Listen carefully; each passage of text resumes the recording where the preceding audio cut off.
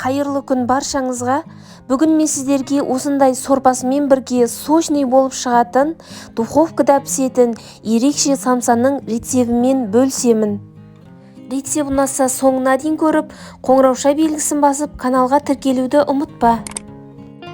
Бұл самсаны жасау үшін ең алдымен етті, картошканы және пиязды ұсақтап төртбұрыштеп тураймыз. Туралған заттарымызды бір ыдысқа салып, дәміне қарай тұз және бұрыш саламыз. Етті жақсылап араластырып, үстіне 50 граммдай су құямыз. Қамырын дайындауға тұз бен суды араластырып, оны ұнымызға қосып, үстіне еріген 30 грамм сары май қосамыз.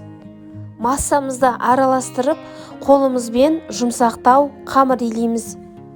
Иленген қамырды тындыруға 5 минуттай бетін жауып қойып қоямыз. Дайын тестаны алып 2 бөлікке бөліп, самсаның формасына келтіреміз. Дөңгелектеп жайып аламыз.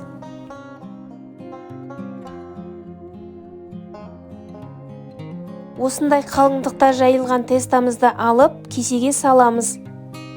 Туралған етіміздің үстіне аздаған болгарский бұрышты қостым. Салманы формасына салып, дөңгелек пішіндес етіп, шет-шетін осылайша бүге отырып, самсаның формасына келтіреміз.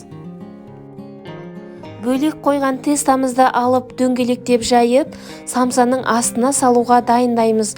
Бетін осылай сумен жабыстырып, үстіне саламыз. Нанымыздың бетіне әдемілік үшін чайниктің формасына келтіріп, осылай жасадым. Жұмыртқаның сарыуызына 2 ас қасық сүт қосып, самсамызға толықтай жағып шығамыз.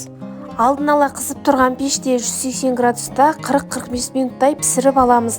Самсаның астын жақсылап жабыстырсақ, оның сорпасы ағып кетпейді. Ішіндегі еті толығымен пісіп шығады.